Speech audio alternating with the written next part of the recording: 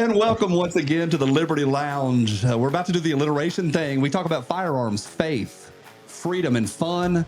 We're also talking a little bit about family today as well. All of the F words. We're joined today by Travis Browne. Y'all know him, UFC legend, and all sorts of other things that he's doing today. We're excited about that. Up first is going to be Anthony. Y'all know him as the arms scholar. Anthony, what's your favorite thing about America today? Freedom. More alliteration. Freedom. Yeah. I enjoyed you guys, listening to the last podcast, watching it. The response is getting better and better. We appreciate your guys' support. Of course, it's going to grow and we're going to gain momentum. And I know as we were talking on last podcast about some of the other topics, we mentioned that we have some fun interviews coming up and, people outside of the firearm space, people within the firearm space. And as Johnny mentioned, we have Travis Browne here with us, famous, a lot of people watched him on the UFC. A lot of people follow him and his family, him and his wife. And it's an honor to be joined by you, Travis. I was telling the guys maybe like 2 months ago, something like that. I was just on Instagram and happened to check my, likes or whatever and saw that you had followed me. And I was like, that's not the Travis Browne, is it? And clicked the profile and sure enough, it was. So it's awesome that, you followed kind of what I was doing, follow me on Instagram, and it's an honor to have you on there. And we really appreciate you coming on and, having a conversation with the audience. So thank you. Thank you again for coming on. So yeah, of course, man.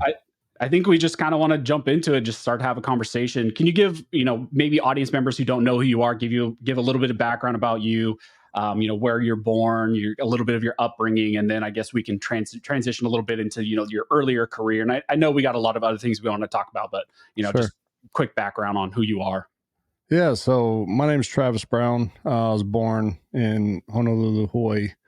Raised there until just before maybe elementary school, and then moved here to mainland California, or as my cousin would call it, California Stan.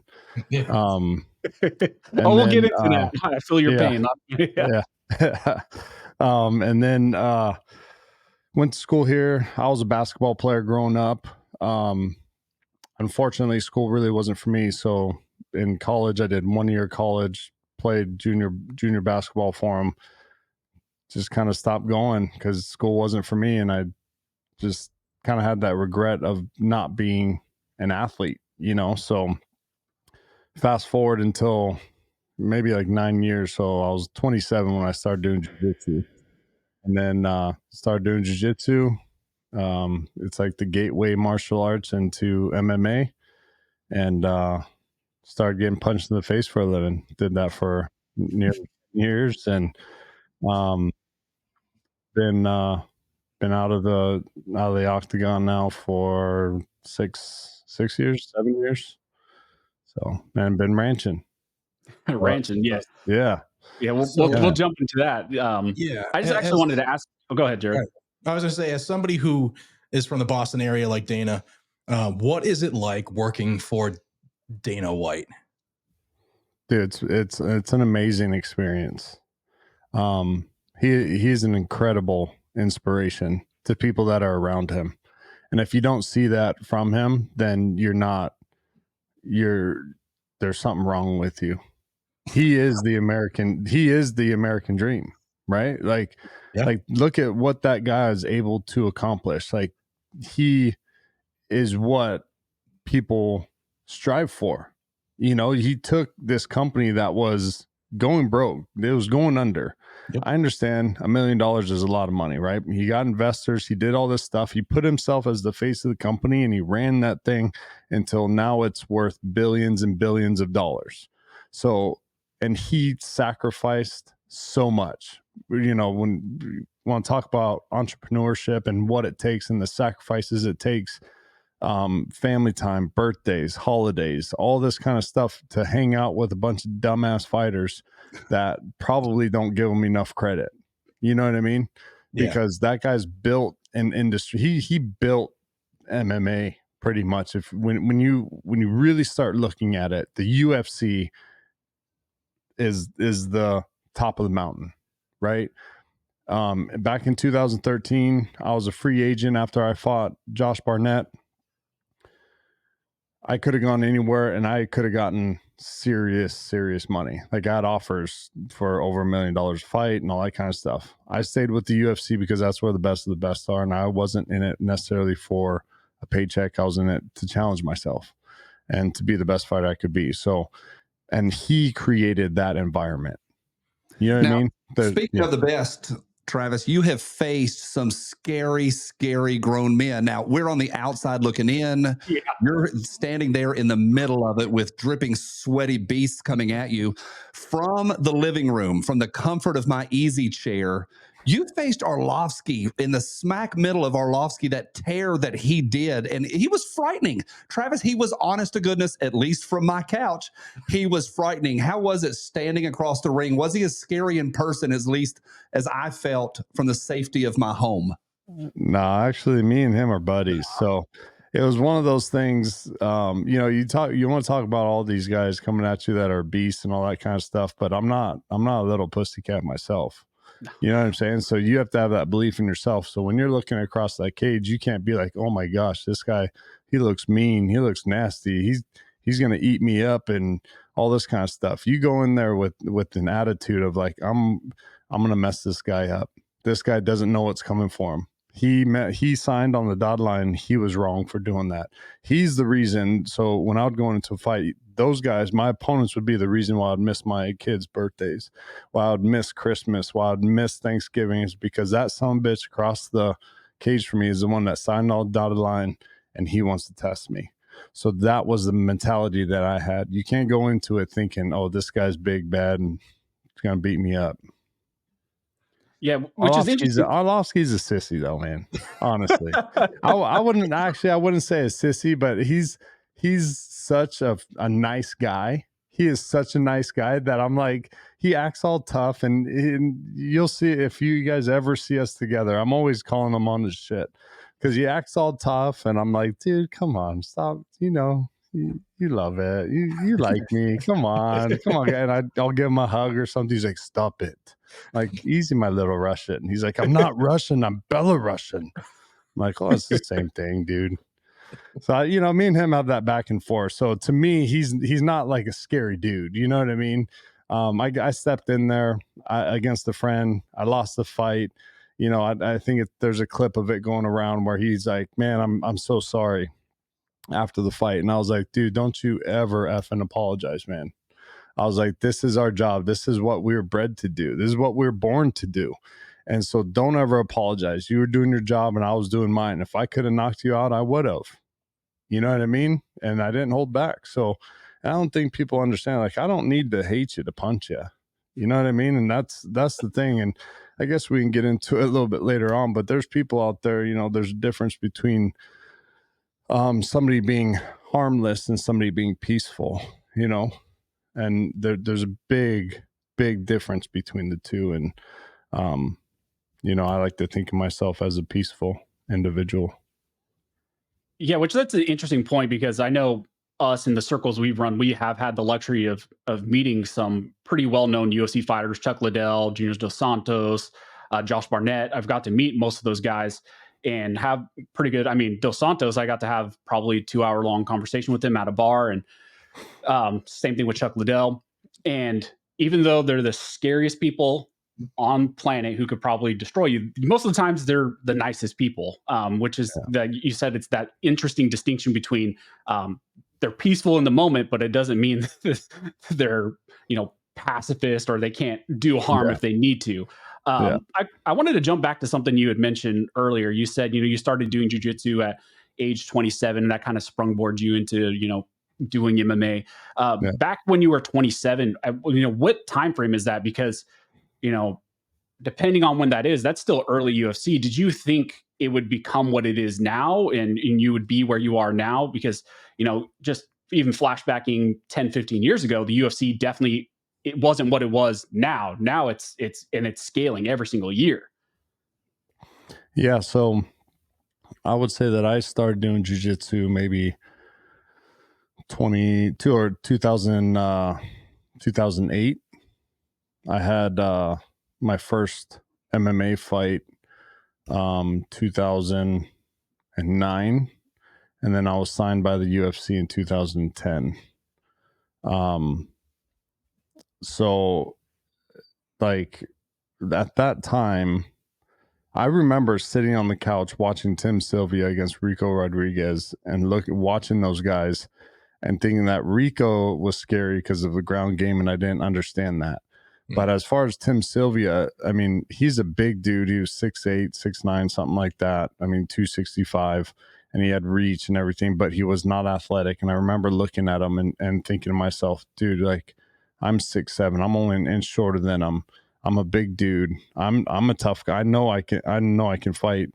But at that time, I was just a street fighter, right? I was like, oh, I see red, and whatever. one of those retards, you know what I mean? So it was like, dude, whatever. And so then I started thinking, like, I bet you I could do that. And that was probably, I don't know, man, 2005, 2006, you know what I mean?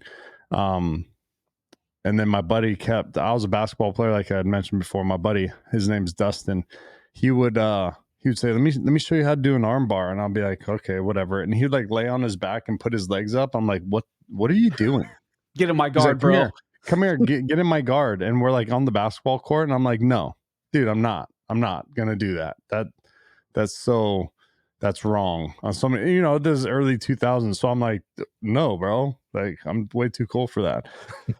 So anyways, he finally talked me into it. We went to a jiu-jitsu place, and that's when it kind of turned into that. So at that time, if you would have asked me 2008, if I could see myself going that far, no. I just wanted to, like I had said, I was a basketball player, and then I wanted to continue being an athlete because I failed at school. And then I started working for myself and had a couple different companies, and it just wasn't fulfilling because I in my heart, I was an athlete. So I wanted to do something. And I, at that time, I started thinking about, my kids, and I had both my kids at that point. So I wanted to show them that I could get my black belt in jiu-jitsu. Right. That was like, I'm still going to be an athlete, but just in a different way. I'm going to go get my black belt. I'm going to try to get it as fast as I can, all that kind of stuff, and show them that no matter what, that you come from an athletic background and you can go and you can achieve these things. And where I was short in what I did, my shortcomings, you will succeed because you'll have me here to learn from, and I can kind of guide you in a different route that I took. Right. Which, well, again, was a schooling. So, yeah, just that's where it started, getting my black belt in jiu-jitsu. And then I was in the gym, and the guy showed up to spar somebody, and his sparring partner didn't show up. So they were like, you next, the biggest guy in the room, dummy, why don't you come over here and get punched in the face? I was like, okay, you know what I mean? Just this big oaf, in there. And I ended up doing really well. We sparred maybe 4 or 5 rounds or something like that. And I was gassed at the end, because I didn't know what I was doing. But I held my ground. And the coaches then were like, hey, you got to give this a shot, MMA shot. And I was like, okay, sounds good. And then that's how it kind of started. I had 2 amateur Muay Thai fights, stand-up fights. I'd been doing some jiu-jitsu tournaments and putting it all together behind the scenes, and went out and had my first fight in Tijuana, Mexico. And, sanitary was not up to par, but I'm disease free, so we made it out. Luckily didn't catch anything. Yeah, exactly. Yeah. So, and then the rest was history. A year later, I signed with the UFC.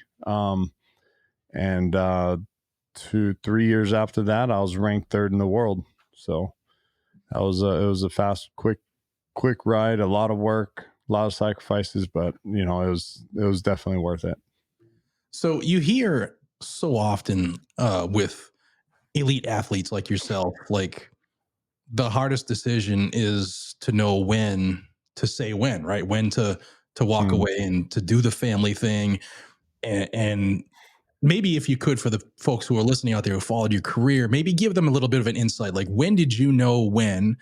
And before that, I'll throw you a softball. Like, what was the fight that you hold as the top of your mountain for your career, like the best fight in your mind, regardless of result? Like that was the one that made your career in your mind as far as satisfaction. Yeah. So, I would have to say that the top fight that comes to mind for me,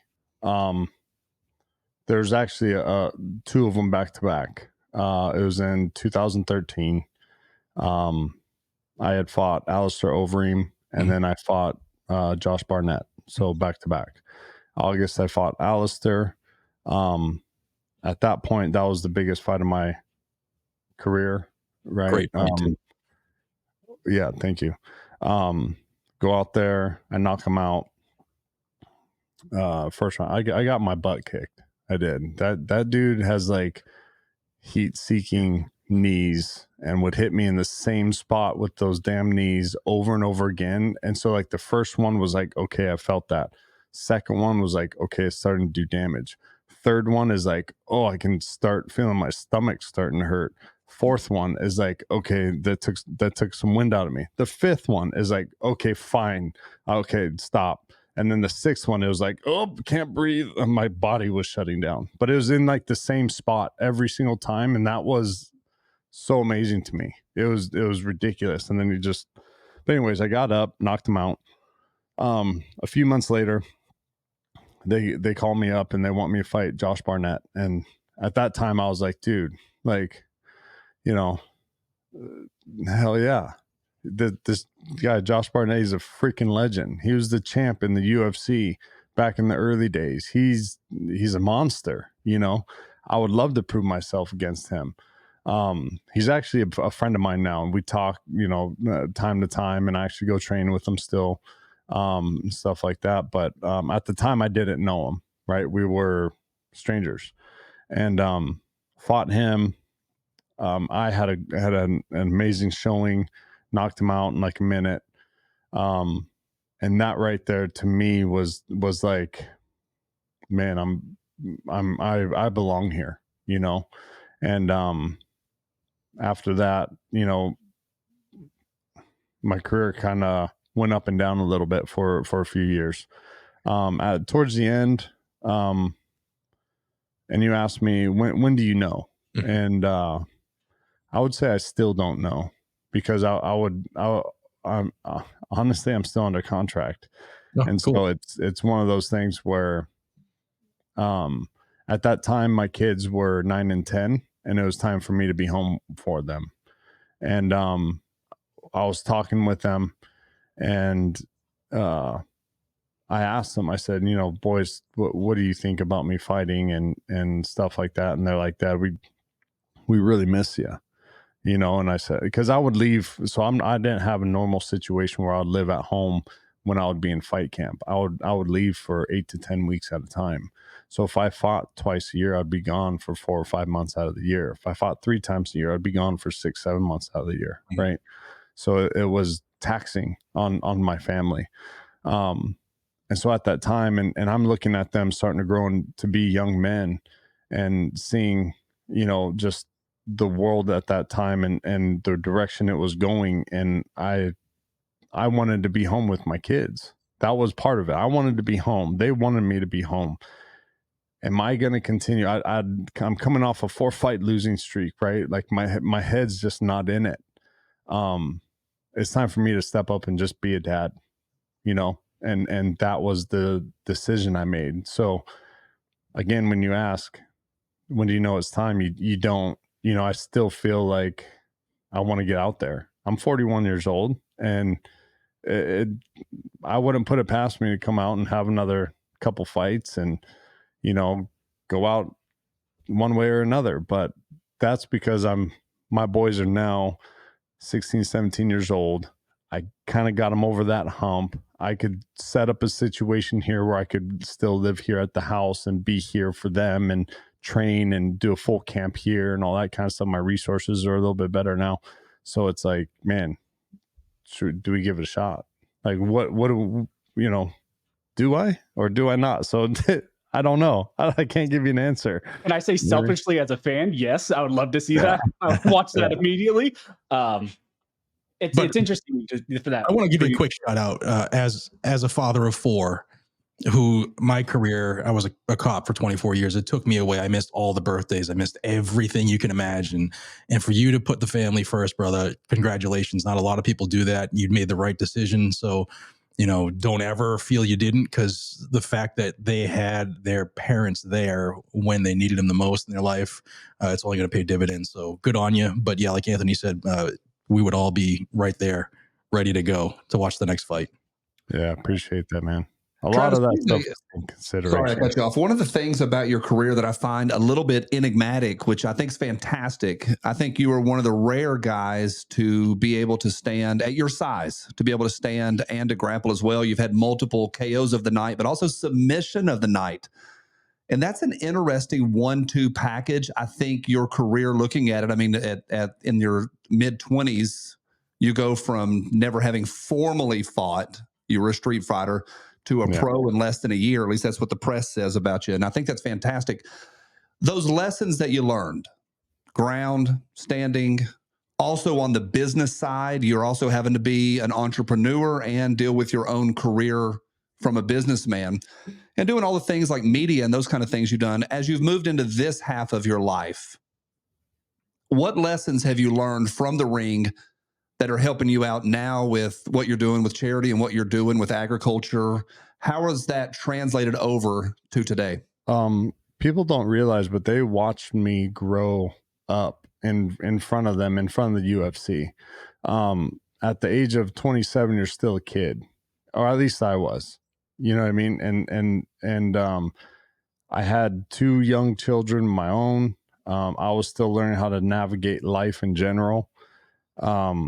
And without my boys and without, I would say, the threat of getting your ass whooped in front of millions of people, that'll help straighten you up and have you dedicate yourself to a craft, right? Like if that doesn't scare you, I don't know what is going to scare you. You know what I mean? Like we were talking about earlier, you're standing in front of this person who's been training, and usually almost for most of their life, to like kill you, right? To actually let me, that's another thing, right? But to train to beat you in this fight, to knock you out, to submit you, because I feel like what we do is still a sport. What these men and women do that protect our country, first responders, stuff like that, that's the real life stuff. That's life or death. And so that's its own thing. That's something that like a lot of people in my industry don't understand. We have a referee to make it a fair fight. We have rules, right, to make it a fair fight. The people that are out there don't have those same rules, right? It's a free for all. So that to me is more intimidating than what I do. What I do is like having a street fight at the end of school where you're sitting there and the bully comes up and says, we're going to have a fight at 3:30 under the willow tree after school. And you're sitting there like rocking back and forth in your seat all day in school when you're thinking about this fight. You see what I mean? There's a big difference. It's like you're stressed out because this guy said he's going to beat you up, but whatever, that's easy to deal with. The real life stuff is to me is more commendable, I would say. But yeah, I mean, I guess I took myself off track there. I apologize. No, I love it. I love hearing that stuff. What is regenerative agriculture? Why does it matter? Why should we care? How did you get passionate about this? Tell us about it. Yeah. So this whole thing came from, or Brousey Acres really came from, us wanting to be self-sustainable, not depending on anybody, like understanding that nobody is going to come and save us when shit hits the fan. We have a solar roof, right? We have water catchment. We have a garden. We have animals here that we can raise for meat. And that's where it kind of started. I'm an avid bow hunter. I absolutely love to get out in the mountains and go spot and stalk and hang out, and a lot of times you're getting skunked, whatever it means. Bow hunting, it's real hunting. You don't see something at 1,000 yards and shoot it, even though I think that's a skill set in its own as well. See something at 1,000 yards and shooting it. But I'm a bow hunter, so it all came from self-sustainability. We raised this animal. His name was Kobe. We harvested him. We're all emotional, have our first bite. We're like, what is this? What is this? This is the best beef that we've ever had. And we raised it right here. 2.5 acres, right? Raised it here. Not necessarily on the best feed, not regeneratively like we've turned our ranch into, all that kind of stuff, just like a normal household would. And we had the best bite of steak in our life. It's like, how could we do this? So called up the guy, had him bring down another calf. Him and I are talking. He's like, yeah, I'm going to try to scale this. It's costing a lot and and I have to sell a bunch of my calves to make up for the winter feed for the rest of my herd, all this kind of stuff. And so I'm like, well, do you want to partner and we can, maybe get after this thing? Why don't we keep all the calves and sell them direct consumer? So that's going to be the highest markup value, the highest form of profit. And then we can scale this thing even bigger than that, bigger than what you're looking at doing. My only ask is that I've been learning and I've been hearing about this regenerative agriculture and rotational grazing. And at that time, I didn't know what I was even talking about. I just kind of heard it, right? And said, like, this is what's right for the land. This is how animals are supposed to act, pretty much. If you think about like the big prairies and grasslands in the middle of the US where all the bison were and stuff like that, they would get pushed by wolves, by predators, all that kind of stuff, right? So they would stop by, eat some grass, they would get pushed on to the next one. So that's what we do at our ranch up north, is we do this it's rotational grazing. So it's like mob grazing. They have an acre at a time, they mob it down, and then we move them to the next acre.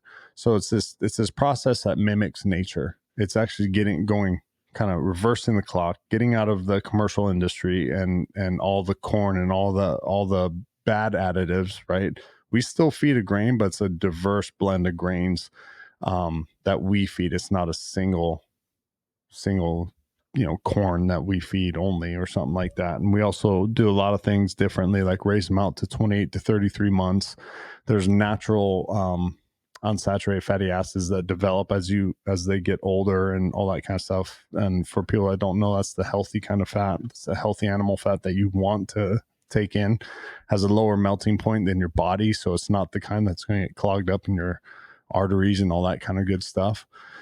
So this whole thing, just that's how it started. That's how Brousey Acres started. And I just fell in love with it. Like there in my mind at this point in my life, there's nothing better than riding my horse 6 o'clock in the morning out on a foggy morning through the pastures, gathering our cattle, bringing them in to do preg checks, we do AIs, we do embryo transplants, we do everything from conception to consumption.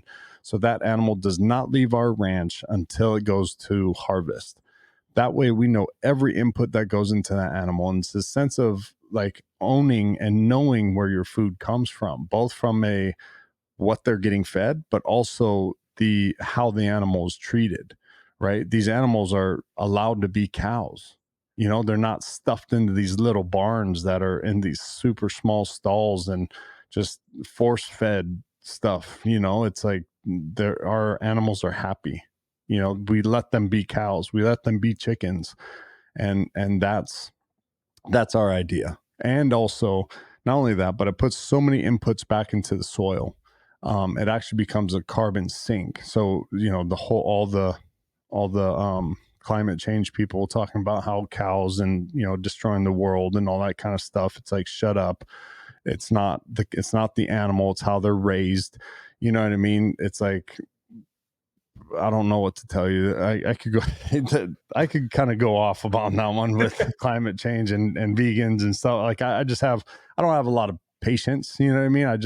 If you want to come have a discussion, then we can have a discussion. But if you're going to say, the stuff that most of them say, then I don't have any time for you.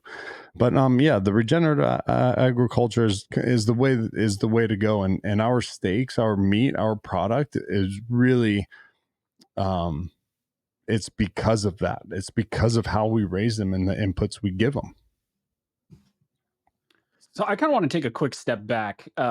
Because I've seen your guys' videos, I followed you guys a little bit on YouTube when you guys were first doing the thing at your home, with your first steer and we're raising it and harvesting it. And I saw those videos and the emotions behind that. Yeah. But to step back even a little bit before that, was this your first, kind of go around with animals? Did you grow up, raising animals? Was that part of your life as it was? And then now you're just doing it, with your family and your children? How was that process? Yeah. Neither my wife or myself came from a raising animal background, from a ranching or agricultural background. This is YouTube University. This is learning as you go. This is messing up so many times and getting so frustrated that, you're ready to call it quits, kind of a thing. But there's just something that tells you to keep going. This is like a passion of ours that's really come around. Like you said, we started, we didn't know we had 2.5 acres. So we're like, hey, what can we do with 2.5 acres? Let's build a garden and get some chickens. I mean, it always starts with freaking chickens, man. if your wife or girlfriend ever wants chickens, don't do it. Cause then you're going to have goats and horses and cows and garden and this, that, and the other. But that's how it always starts. Right. So, it just like, that's how we have 2.5 acres. Let's try to be self-sustainable. Let's try to raise our beef. We live in Southern California, Californistan, and it is not a great place to go hunt, right? Like I've lived here for a very long time. I don't think I've ever gone hunting here because I don't really enjoy being in California that much. If I have the chance, I'd rather go to Idaho. I'd rather go to New Mexico. I'd rather go to Oregon, Washington, Montana, Wyoming. Some of these amazing states. I'd rather go to Hawaii and hunt axis deer and hogs and stuff like that. I would rather spend my hunting time outside of California, just because I've lived here so long. And some of the other reasons I'm sure we can get into as well. But so whenever, not having that ability to go hunt here, because there's not a lot of animals around, like you can't hunt an elk in Southern California or anything like that. It's like deer is the biggest animal. So wanted to raise our beef in case I couldn't get out and go hunting. Raise a beef, have that self-sustainable, have protein in the freezer, be good to go. That's where it started. And then scaling it is really where we're at now. And currently we're continuing to scale, and all the work, all the infrastructure that goes into having a regenerative ranch. Our ranch that we bought was traditionally used as like just normal grazing. They had like 3 different larger pastures. And when we got there, it was all mowed down. You could see a bunch of dirt through the grass, didn't have heavy cover. It wasn't that great, but now that we've had it for the last coming up on 4 years now, it's changed big time. And you can see a difference in the animals. We were grazing until early December this year, where normally people are pulling the animals off in October, November, because they don't have enough grass. The first couple of years, that's what we were doing, pulling them off in October. We didn't have enough grass to hold them, and had to put them in wintering areas and feed them hay.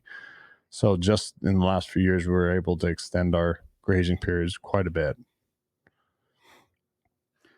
I kind of want to go back to, with, you said it always starts with chickens. And it's funny, especially even here in California, I have family members who traditionally, we didn't grow up ranching or anything, but the area of California, I'm in Central California area. So there are a lot of dairies. There's a lot of ag around.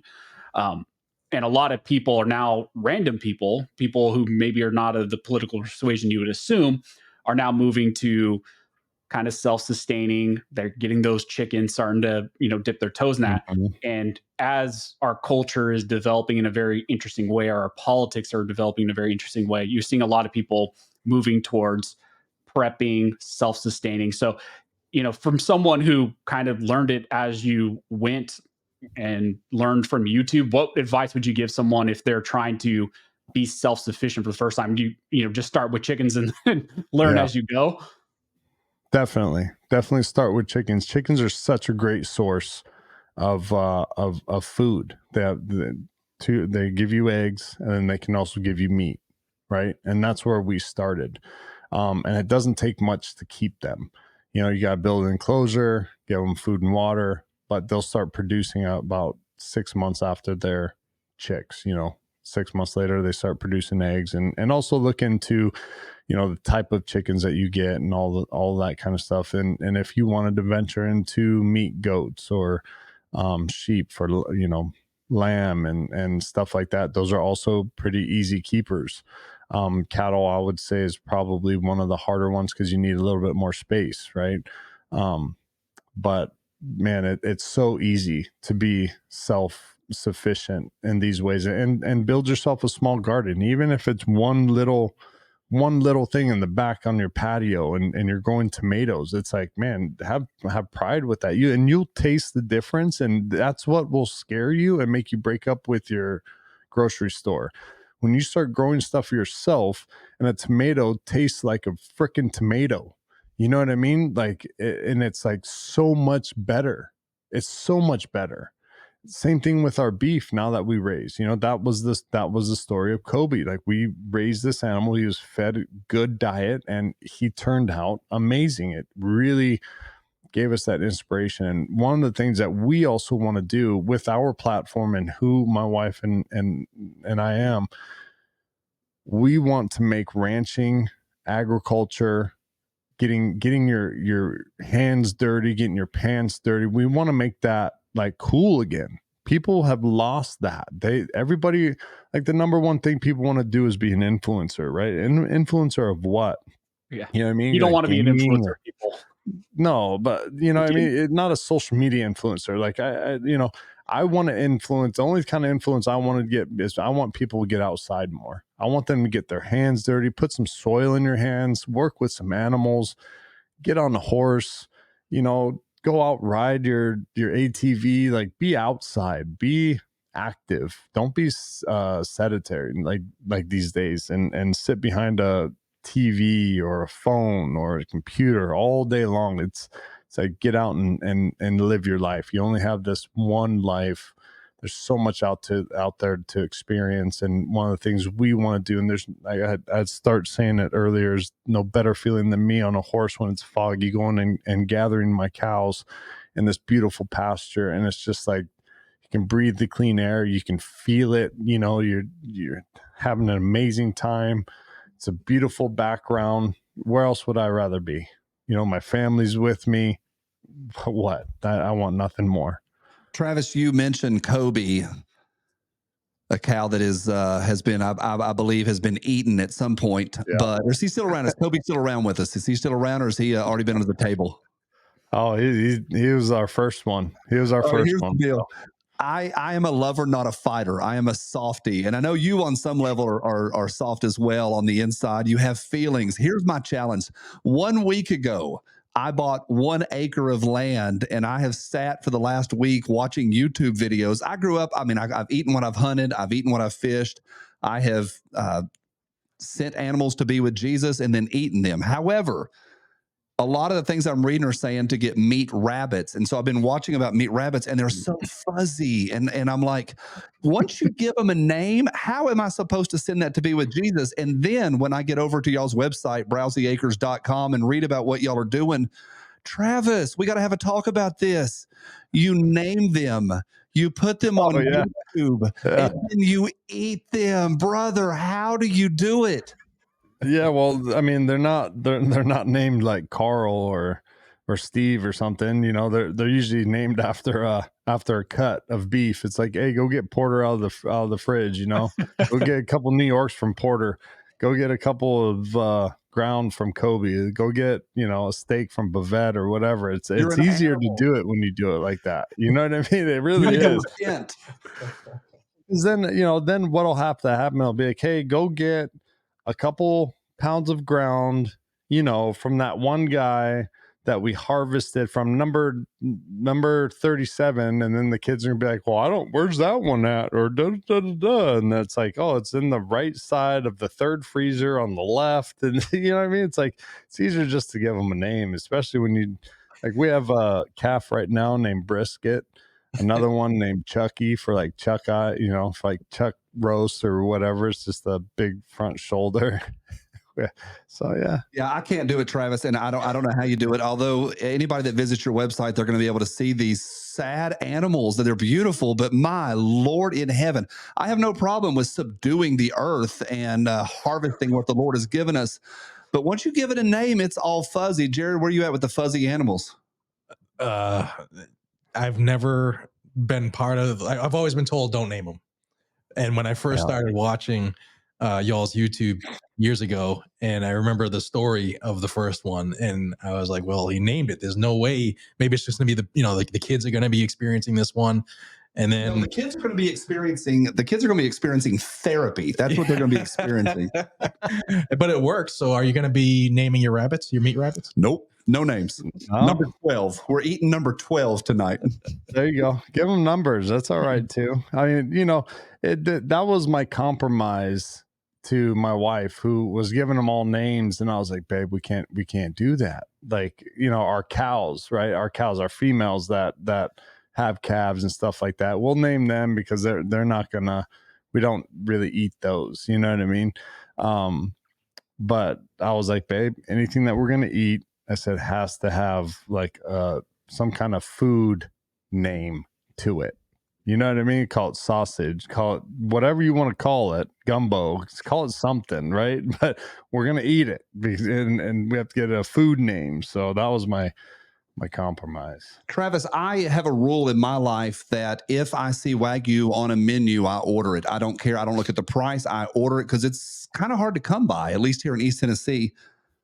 You guys raise it and y'all send it out all over the place. Give me as a consumer a little bit of advice on Wagyu. What's good? Is it good? What should I look for? Make me better as a meat eater. Yeah. So right now, Wagyu in general, if it's labeled Wagyu, it's going to be a mix. Okay. Ours is either full blood Wagyu, which is 100% Japanese genetics. It's the top of the line. It's like the real Japanese Wagyu. And then we call ours American Wagyu. So it's Angus Wagyu mix 50-50. So anybody, if you want the American Wagyu or that mix, buy something that says Wagyu. Or I like to, and that's a whole nother conversation, is the labeling here in the United States is such a cluster. So we try to be as transparent as possible and try to educate people about what we're selling and the difference that we're doing, right? There's other people that buy their stuff and they're like a third party vendor, and so they don't know how their animals were raised and all that stuff. So what I would suggest going and looking up a ranch that you feel comfortable with, that does everything from A to Z, from conception to consumption, because they're going to know how the animal was treated, what it was fed. And I have more interest in having that animal live the best life it can than anybody else does, because I'm the one paying for it, right? So that's what I would suggest doing. Looking up a ranch, depending on what kind of beef you want, whatever, chicken, beef, have them do from start to finish. That is the best route. That's where you're going to get the most bang for your buck, and you're supporting small ranches, small farms, all that kind of good stuff. People got to break up with the grocery store. I've said that a couple of times already, but it really needs to happen. All right. So a lot of our viewers and listeners are in the firearms community. So let's breach that because you are a brother. What got you into the firearms community? And tell us, most of us know, but what's it like being a firearms enthusiast living behind the communist wall? I'm from originally, so I get it. Yeah. So I actually was not allowed to own a firearm until 2015. I had a naked felony on my record from when I was 19, and I got it taken out to a misdemeanor and then expunged. And so now, and it started off very slowly, actually, is getting back into it because I wasn't very familiar. 2015, I'm in the middle, or it might have been 2012 or something like that, actually. But I'm like kind of in the middle of my career, right? So I'm super focused on fighting. And when I'm saying that fighting takes all of your attention, I mean, it really does. So it took a little bit for me to really get into firearms. But since then, it's like for me, it all comes down to keeping my family safe. Like I have a couple of, rifles, we have a couple of long range weapons, stuff like that. But for me, it's mostly, how do I keep my family safe, and those firearms that can do so. And that's where I'm a real enthusiast. Like if you ask me about all these different firearms, I'm going to look at you like you're speaking Japanese. But if we're, when we start talking about, protection of the family and what it takes and what I'm comfortable shooting and stuff like that, oh man, let's talk, you know what I mean? Because that's what I'm all about. And it's unfortunate now that a lot of the government these days don't want to allow that. They want you to depend on the police department when they're not going to come and save you. Like in that moment, they're not there. They're not hiding in your closet, right? If you're out with your family and your kids at a park, like who's going to come save you? Nobody. Then that's such a, like, it was like a light bulb that went off in my head one time years ago. This older gentleman was like, if a bank robber walked into a bank and there were 30 people in that bank and he let off a couple rounds into the scene and said, hey, there's a bank robbery. And as soon as he looked forward, there were 15 people holding guns pointed at him. What would happen? Mm-hmm. Right? Those 15 people weren't there to rob the bank. So why is it bad for them to have a firearm? Yeah. Right. Like it doesn't make any sense. They're there just like me. Just that's how I look at myself. Like I could be anywhere. People talk about sensitive areas and whatever. That's kind of weird. But like in my mind, if if I'm at my kid's school, right, that's where I want to carry, because the bad guys are going to be like, that's a gun-free zone. Nobody's going to be there with a gun. So that's where I'm going to go shoot. That's where I'm going to go take care of some, whatever. Do you see what I mean? It's like, it's so dumb and backwards. But for me, I really got into it so I could protect myself and my family. Mostly my family, because I know for me that I can take care of myself, right? When it comes down to stuff. But now that I've had the career that I've had, my wife's had the career that she's had, people aren't coming to us to start a fist fight. You know what I mean? Yeah. They're going to get that's a poor mistake. That's poor choice. Yeah. Somebody who doesn't know anything about anything. Yeah. They're not going to come start a fist fight. So where does that leave us? Right? Somebody's going to come with a gun or a knife. Right. At the very least, a knife. I need to protect my family. That person is not going to get through me to get to my family. And that's the way I look at it. And that's what got me so passionate about firearms, about the Second Amendment, watching Anthony and Armed Scholar, my cousin, Claude Abu Saif. He's the one that turned me on to you. He's, Shout out to Claude.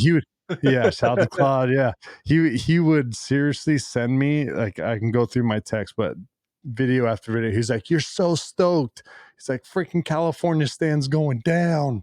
You know what I mean? And all this kind of stuff. He'd send me your videos and all this kind of stuff. And then at first, honestly, I was like, "Oh, cool, cool, cool." And then I started watching them, and what I really appreciate that you do is you break it down for dummies like me to understand, right? And I'm not a stupid person. I'm just, it's hard for me to really understand the legal side of all the different court systems, and you're like, just talking about this judge and there's 9-person panel and da da da da, and breaking it down, and that like helps me understand, like, dude, this government's really screwed up. Like, how about we do less government? Yeah. You know what I mean? Because and let people be responsible for themselves. You know what I mean? And that's kind of my stance, right? Is like less government, less overall control. Let us take care of ourselves. Everybody should be responsible for themselves and be a good person. And the bad people, they get dealt with, right? They go to jail. They end up on the wrong side of whatever. It's like, stop letting these guys go free. Stop giving them especially in incentive. California. California, as you know, I mean, I'm in California, I'm in Central, you're in Southern California. You're probably in a worse area than me, but it's even bleeding into my area. I mean, the homelessness, the crime rates, and then at the same time, we're dealing with all the politics here. Even with firearms not wanting us to carry in certain areas. And obviously you're more exposed than me. I mean, I have a little bit of exposure, I guess, as far as an influencer, but obviously you and your wife, a higher profile, and you're being told by state of California that you guys can't take additional means to protect yourself, which is ridiculous. I wanted to springboard off of something because I know a lot of our audience are heavy firearms guys. But talking to someone like you who has a heavy martial arts background, you fought in the MMA, you fought in the UFC, you said you're a black belt in jiu-jitsu. Actually, I have a quick question. How fast did you get your black belt? Because you said you were trying to get it as fast as possible. So I actually never got my black belt. The highest I got was a purple belt, but that's because I stopped training with the gi. So I stopped training with the gi when I started fighting, right? Yeah. So I mean, I trained for, people in the jiu-jitsu community might get upset, whatever. Listen, I've gone how many rounds? Like 8 rounds with Fabricio Verdum. He got me down. I was able to get out. He didn't tap me. Get out of here, dude. He's one of the best black belts out there, right? I went with Josh Barnett. I fought these different guys in MMA. I understand it wasn't a grappling match, but that's like the ultimate test, right? I've submitted guys that are black belts. So people can consider me whatever they want. I don't really care, but I'll tell people I'm a purple belt because that was the last belt that I received. So yeah, and it's probably a little bit too much like shop talk because I train jiu-jitsu as well, and I kind of want to springboard off of another question. I'm only a lowly blue belt, but especially in the new age, there's those camps between gi guys, and you have to go up the ranks, you have to also train in gi, and then you have like the new wave guys, literally new wave guys, John Danaher and all them that, Gordon Ryan, who only do no gi, and they can get black belts just training no gi. But, you talk 10 years ago, that was kind of obscure. It didn't really happen. But for firearms guys who rely exclusively on firearms, what would you recommend for them if they don't want to always resort to lethal force? What do you recommend them as far as training martial arts? Do you say like, hey, you need to also have some sort of combative training? 100%. I think you need to have a good skill set, especially in close quarters, right? I would say the number one thing would be to wrestle, like even grown men, right? Not necessarily jiu-jitsu. I'm saying to go and start wrestling. And the reason I say that is because wrestling teaches you like how to be aggressive, right? Somebody's in your space. You're not going to want to sit there and pull guard, right? You're going to want to take them down, get them in a hold. One of my close friends, Phil Davis, he fought for the UFC. I think he was champion Bellator. He's Penn State, like, right?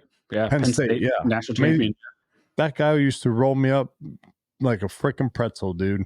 And he would be able to control me with one leg and one hand because he knew where to put the pressure and where to hold, right? And I would literally be wrapped up like, all right, Phil. You know, he's like, dude, you got to get out. This isn't a submission. I'm just holding you. And I would have to get out, right?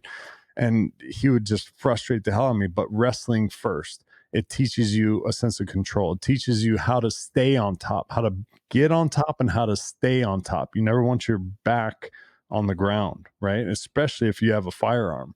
You don't want to be in that position. Then I would move to a submission style martial arts.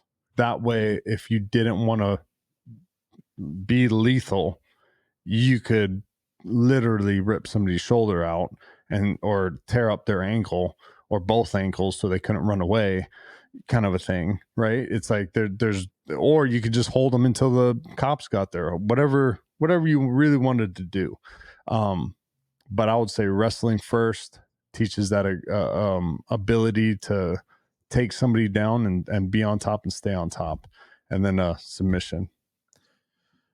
With that said, how do you manage, without giving away obviously any plans you have with the family, how do you and your wife manage that demand for the public spotlight where you go and most people know who you and she are? And how do you carry yourself in public being somebody who's famous and having a wife who's also famous and wanting to care for them as a protector? Always knowing my next move. It's super important. It's knowing where you are, knowing your surrounding, and always knowing your next move. Because then you can't be trapped. And you got to keep your eyes open. You got to be aware. I'm my wife, like, that's the good thing about me and my wife, right? When I'm around my wife, I am not famous at all. People, like, they don't even realize it's me. You know what I mean? Like, oh my gosh, Rhonda, da da da da da, and then they look to the side and they see my chest, and then they look up like, oh my gosh, and Travis Browne. I'm like, oh yeah, I'm also here. I'm I'm a person. Yeah, I am a person. Yeah. So it's like, so I get to always watch what's going on and see, any threats or whatever. Like, there have been a couple of times we were traveling, all that stuff. People get excited. I understand all that. There've been a couple of times where somebody's run up behind our security, and because I already saw it coming, they would get like 2 or 3 steps from the back shoulder of my wife coming up to the back, and I would put a hand in their chest and I'd be like, dude, you got to stop.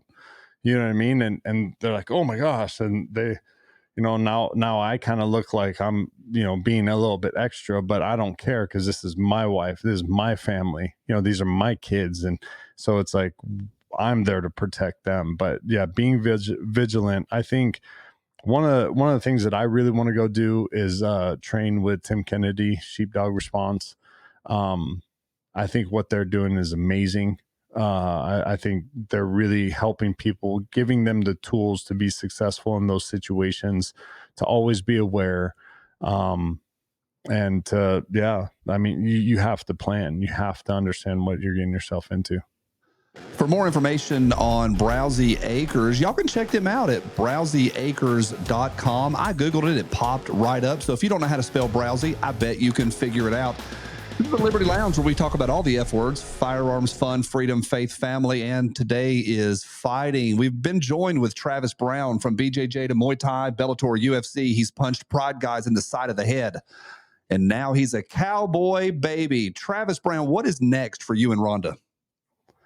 Man, we're here, and we're just going to continue ranching for right now. We're going to build our family, and we're going to continue ranching. That's I absolutely love it. Sustainability, regenerative agriculture, and taking not just our own self-protection, but also our own self-sustainability into our own hands. I love it. Jared, final word. Jared of Guns and Gadgets, what's your favorite thing about America, and final word for today?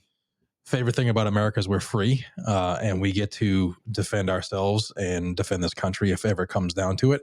I just want to thank you for taking time out of your schedule. Being a family guy myself, I get it, especially when you're running a ranch. You work more hours than most people do. So thank you very much for your time, man. And it's been a pleasure to watch your career. And you have to let us know. I mean, maybe not the first to know, but if you ever decide to get back in that octagon, let us know, man. You got it. That was Jared with Guns of Gadgets with the final word. The first word was, of course, Anthony, the Arms Scholar. I'm Johnny B from the YouTube. This is the Liberty Lounge, and we'll see you soon.